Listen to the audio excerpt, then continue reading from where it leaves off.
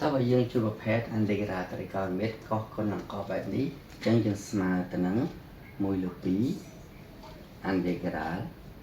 កោស 3x បូកជាមួយនឹង 5x dx បូកជាមួយនឹង1លើ2 integral កោស 3x ដកជាមួយនឹង 5x dx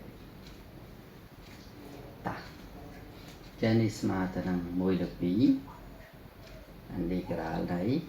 ចានេះបូកបានកោស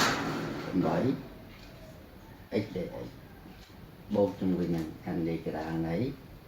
1លើ2កោសចានេះយើងស្មើទៅនឹង2x dx តាចាំណាំនៅនេះណាកោសអីគេកោសដក alpha ស្មើនឹងកោស alpha ចំណាំណាតាចឹងនេះយើងស្មើទៅនឹង1លើ2យើងវិលមកចឹងកោសណាចឹងពេលយើងអានឌីក្រាមមកយើងវិលយើងបាននេះគេយើងបានស៊ីនតា1លើ8ស៊ីន 8x